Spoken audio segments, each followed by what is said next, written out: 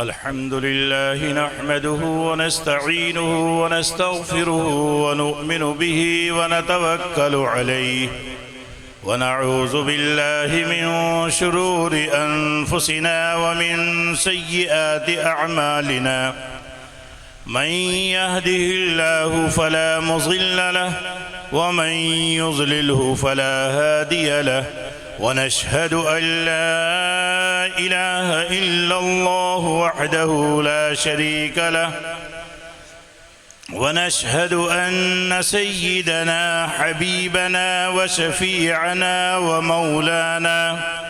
ومولانا محمدا عبده ورسوله صلى الله عليه وعلى آله وأصحابه وسلم. أما بعد، قال الله تبارك وتعالى في القرآن المجيد والفرقان الحميد: أعوذ بالله من الشيطان الرجيم، بسم الله الرحمن الرحيم. وإن تتولوا يستبدل قوما غيركم ثم لا يكونوا أمثالكم. صدق الله العلی العظیم. بزرگان محترم، نوجوان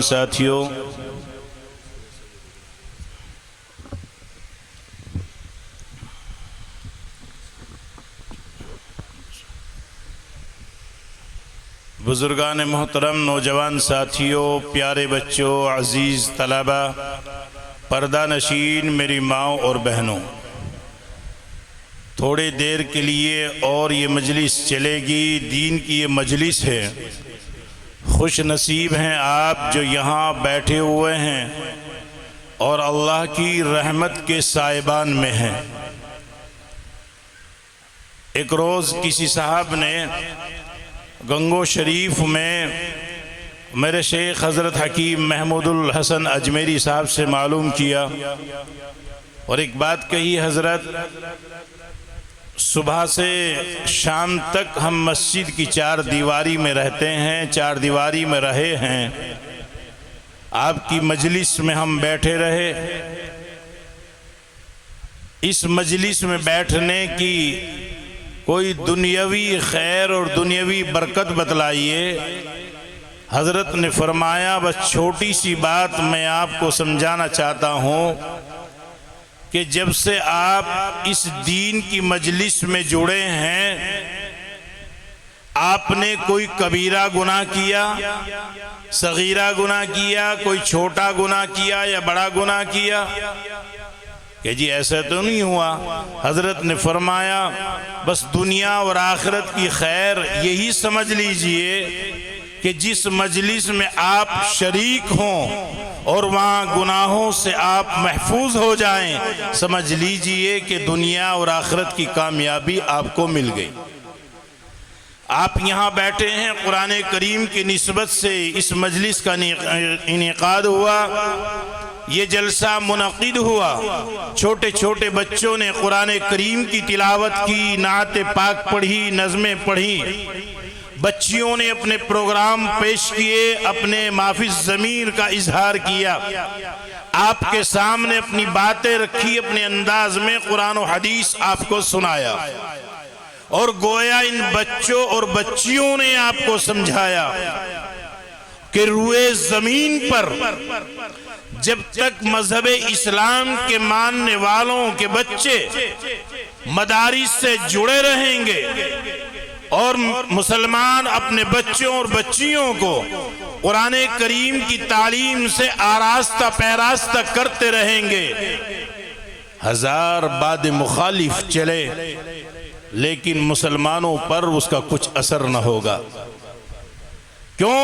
یہ آج کے بچے کل مذہب اسلام کے جھنڈے کو لے کر کھڑے ہوں گے، یہ قرآن و حدیث کی تعلیمات کو دوسروں تک پہنچانے کے لیے رات دن جد و جہد اور محنت کریں گے، اور وہ روپیہ پیسہ جو آپ نے قاری صاحب کے حوالے کیا، محتمم مدرسہ کو دیا، انہوں نے رات دن محنت جد و جہد کر کے طلبہ کو جمع کیا، طلبہ کو تعلیم دلائی، قرآن و حدیث سکھایا، اساتذہ نے محنت کی، کسی بچے کو حافظ بنایا، بچی کو قرآن کریم کی تعلیم دی، وہ دوسرے گھر جائے گی، قرآن کریم کو کھولے گی، پڑھے گی، آپ بھی اس اجر و ثواب میں شامل ہیں، حضرت محتمم صاحب اساتذہ بھی شامل ہیں۔ آنکھیں بند ہو جائیں گی، کوئی پوچھنے والا نہیں ہوگا۔ ہو سکتا ہے وہ اولاد جسے آپ کروڑوں کی وراثت دیں، وہ قرآن کریم کی آیات یا قرآن کریم کی صورتیں پڑھ کر ایصال ثواب بھی نہ کر سکیں، لیکن یہ مدرسہ جہاں بچے اور بچیاں تعلیم حاصل کر رہے ہیں، یہ بچے جب اپنی اپنی جگہ پر قرآن کریم پڑھائیں گے، آپ منو مٹی کے نیچے رہیں گے، لیکن اجر و ثواب آپ کو پہنچتا رہے گا، اس لیے کہ آپ نے قرآن کریم کی تعلیم پر اپنا پیسہ خرچ کیا۔ یہ مدرسے، یہ مکتب جو رات دن جد و جہد کر کے یہ علماء، یہ حفاظ، یہ قرآن کی جماعت انہیں رات دن آگے بڑھانے کی جد و جہد کر رہی ہے، اور یہ حافظ اور عالم جو در در کی ٹھوکریں کھا کر صرف مدرسوں کو آگے بڑھا رہے ہیں، بچوں کو تعلیم دلا رہے ہیں، اور ایک آرزو، ایک تمنا اور دل میں ایک تڑپ ہے، مجھے 2 وقت کے بجائے 1 وقت کی روٹی ملے۔ یہ آرزو انہیں چین سے سونے نہیں دیتی، بیٹھنے نہیں دیتی کہ میرے محلے، میری بستی میں کوئی ایک بچہ بھی ایسا نہ رہ جائے کہ وہ قرآن کریم کی تعلیم سے نہ آشنا ہو۔ اور یاد رکھیں مسلمانوں، دنیا اور آخرت کی کامیابی اللہ تبارک و تعالی نے اپنے دین میں رکھی ہے۔ جو قوم اس روئے زمین پر آئی، اس کا رشتہ اللہ سے ٹوٹا، مساجد سے دوری پیدا ہوئی، مکتبوں سے، مدرسوں سے بچے دور ہوئے، وہ دوسری لائن پر چلے گئے، نشے کے عادی بن گئے اور جوا سٹے میں لگ گئے، دوسرے کاموں میں لگ گئے، گویا کہ وہ مسلمانوں کے نام پر یا اپنی قوم، اپنے قبیلے، اپنے خاندان کے نام پر ایک بدنما داغ اور بدنما دھبا بن گئے۔ اس لیے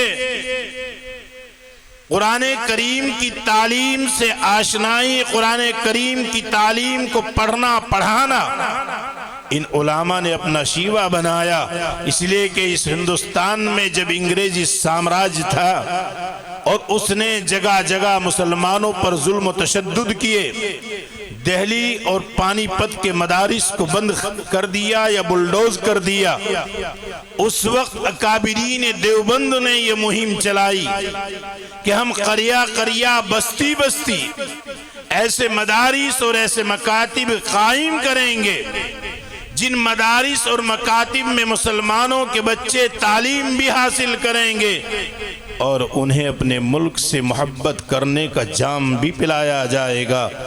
جب وہ ان مدرسوں سے فارغ ہو کر نکلیں گے اور وہ ظالم جو اس سرزمین پر قبضہ کیے بیٹھا ہے، اس ظالم کی آنکھوں میں آنکھیں ڈال کر اس سے سوال کریں گے، زمین ہماری ہے، ملک ہمارا ہے، یہ ہندوستانیوں کا ملک ہے، اب تجھے یہاں سے جانا ہوگا۔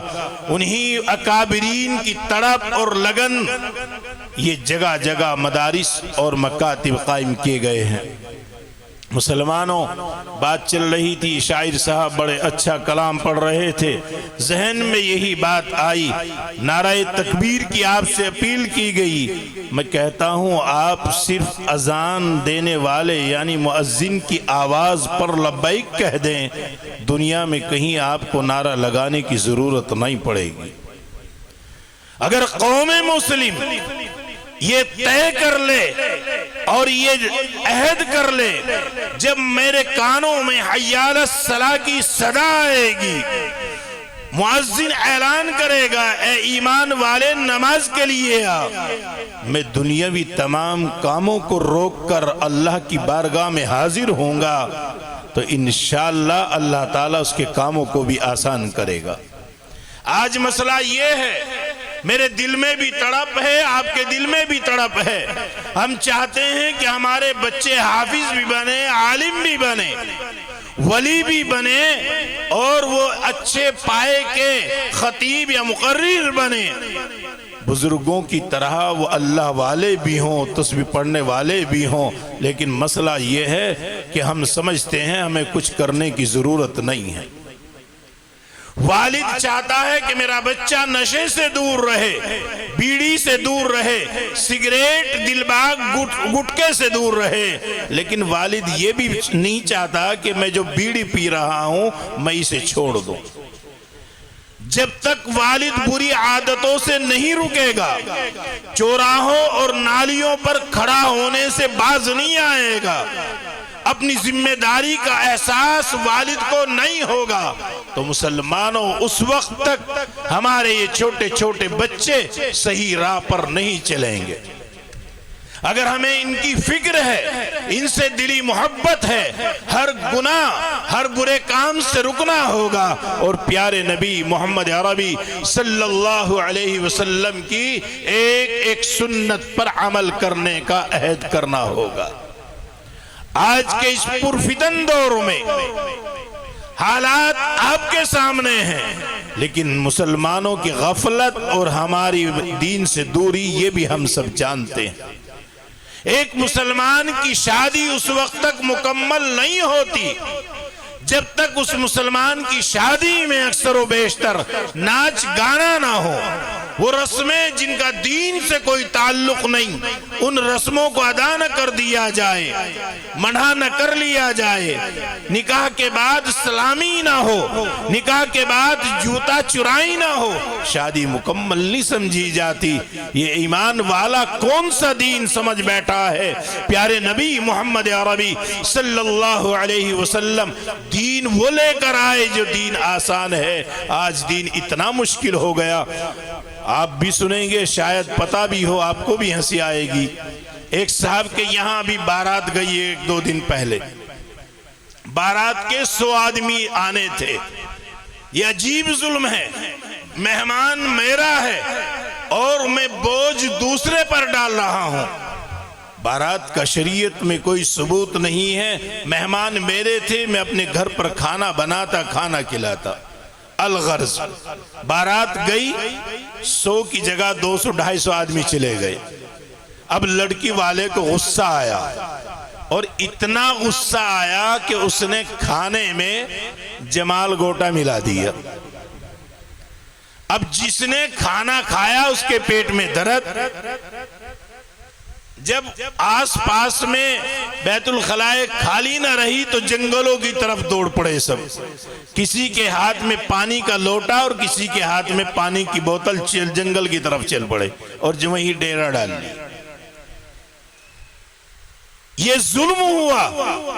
پہلی بات تو یہ کہ اگر ہم نے اپنے میزبان سے یہ کہا کہ ہم 2 آدمی آ رہے ہیں، تیسرا آدمی اگر ساتھ میں ہے تو میزبان کو اطلاع دینی چاہیے، یہ شریعت کا اصول ہے۔ دوسری بات یہ ہے کہ اس طرح کی شرارت کرنا اور اس طرح کی زیادتی کرنا، مہمان اپنے لے جا کر لڑکی والے کے ذمہ ڈال دینا شریعت میں نہیں۔ ہم خود کو مسلمان ہونے کا دعویٰ کرتے ہیں۔ ایک عالم نے بڑی اچھی بات کہی، انہوں نے کہا چیچنیا میں ظلم و ستم ہوا، روسی فوج یا دوسرے لوگوں نے وہاں ظلم کیا، مسلمانوں کے ساتھ مار کاٹ ہوئی۔ مسلمان کہتے ہیں کہ ہمیں یہ پتہ جب لگا، جب ہم مرنے لگے اور ہمیں لوگ مارنے لگے تو ہمیں پتہ لگا کہ لوگ اس لیے مار رہے ہیں کہ ہم مسلمان ہیں، لیکن اسلام کا تقاضا کیا ہے ہم واقف نہیں ہیں۔ معاف کرنا۔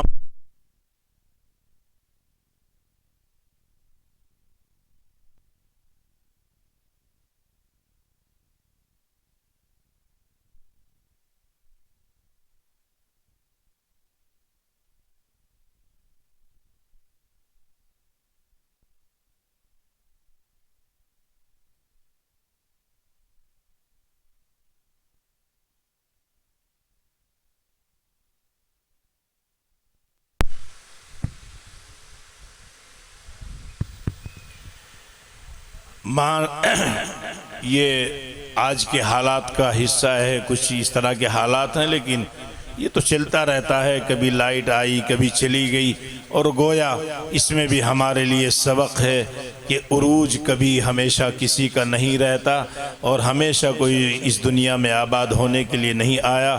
کبھی سورج طلوع ہوتا ہے، کبھی زوال ہوتا ہے، کبھی غروب ہوتا ہے۔